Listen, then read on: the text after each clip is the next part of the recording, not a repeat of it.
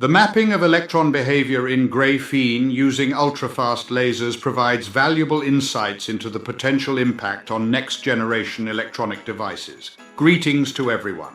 In a recent publication in ACS Nano, researchers from the Ultrafast Laser Lab at the University of Kansas have made an exciting discovery regarding the movement of electrons in graphene. By observing the ballistic motion of electrons in real time, the team has uncovered valuable insights that could potentially revolutionize the world of electronic devices. Graphene, a remarkable material composed of a single layer of carbon atoms arranged in a hexagonal lattice structure, was first discovered in 2004. The unique property of graphene is that its electrons exhibit a near-zero effective mass, allowing them to move freely without colliding with other particles. This phenomenon, known as ballistic movement, holds great promise for the development of faster, more powerful and energy-efficient electronic devices. Leading the research is Ryan Scott, a doctoral student in the Department of Physics and Astronomy at KU. Without further ado, let us now delve into our discussion on this groundbreaking topic. The prestigious journal ACS Nano showcases groundbreaking research on nanoscience and nanotechnology, unveiling the real-time observation of electrons' ballistic motion in graphene. The University of Kansas's Ultrafast Laser Lab conducted observations that have the potential to revolutionize the control of electrons in semiconductors, which are crucial components in the majority of information and energy technologies. Lead author Ryan Scott, a doctoral student in the Department of Physics and Astronomy at KU, explained that the movement of electrons in solids is typically hindered by collisions with other particles. He compared this phenomenon to someone trying to run in a ballroom crowded with dancers, where collisions occur at a high frequency of approximately 10 to 100 billion times per second. These collisions not only slow down the electrons but also result in energy loss and the production of unwanted heat.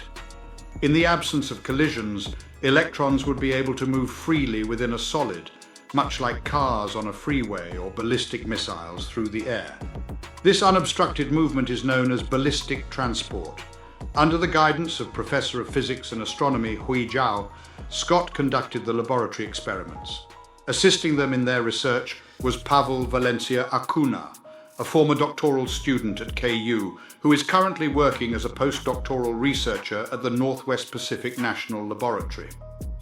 According to Zhao, there is a possibility that electronic devices utilizing ballistic transport could offer enhanced speed, power, and energy efficiency.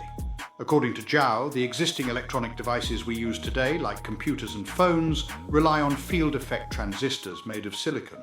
However, in these devices, electrons can only move at a relatively slow speed, encountering numerous collisions along the way, resulting in a drift rate of centimeters per second. On the other hand, the transport of electrons in graphene allows for ballistic movement, enabling devices to operate at a faster speed while consuming less energy. The researchers at KU conducted an observation of the ballistic motion occurring in graphene, a highly promising material for the advancement of electronic devices in the future. Graphene, which was initially discovered in 2004 and later awarded the Nobel Prize in Physics in 2010, consists of a single layer of carbon atoms arranged in a hexagonal lattice structure, resembling the pattern of a soccer net. According to Scott, the movement of electrons in graphene mimics that of particles with no mass, resulting in a higher likelihood of evading collisions and exhibiting ballistic motion. Previous investigations into electrical currents generated by different voltage conditions have provided evidence of ballistic transport. Unfortunately, these methods lack the necessary speed to track the precise movement of electrons.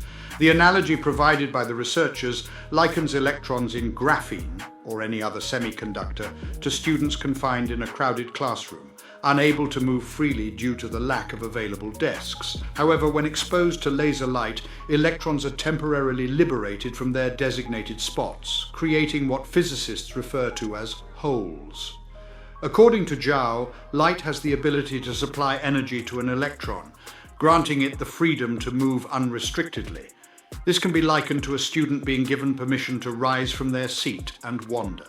Nevertheless, unlike a student with no charge, an electron carries a negative charge.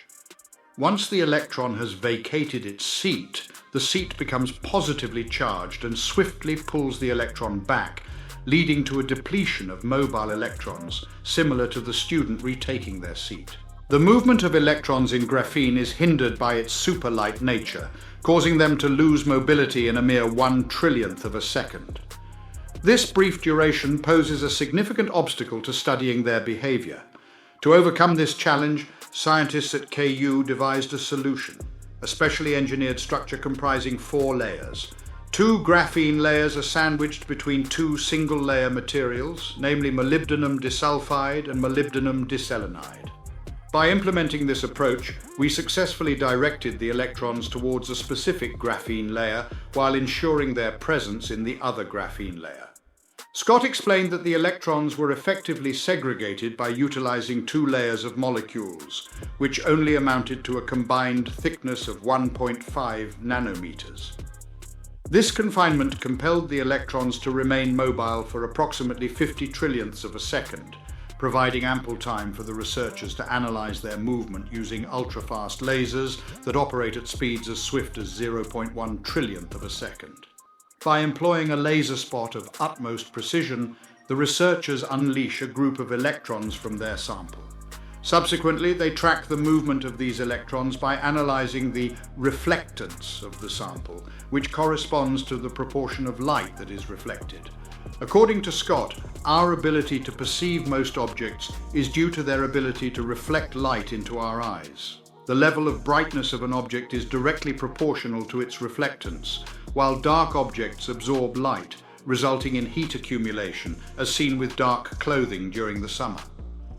In the context of a sample, when an electron in motion reaches a specific location, it causes a slight increase in brightness by altering the interaction between electrons in that area and light. Although the impact is minimal even with optimal conditions, a single electron can only produce a 0.1 part per million change in reflectance. In order to identify even the slightest alteration, the scientists released a group of 20,000 electrons simultaneously.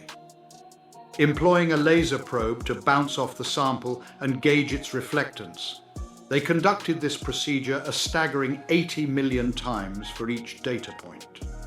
The results revealed that on average the electrons exhibit ballistic movement for approximately 20 trillionths of a second, propelling themselves at a velocity of 22 kilometers per second before encountering an obstacle that abruptly halts their uninterrupted trajectory. Under the program of Physical Behavior of Materials, the research received funding from a grant provided by the Department of Energy. At present, Zhao mentioned that his laboratory is focused on enhancing their material design in order to effectively direct electrons towards the targeted graphene layer, while also exploring methods to enable them to travel longer distances in a ballistic manner. To support our channel's growth and ensure broader awareness, kindly hit the like and subscribe buttons.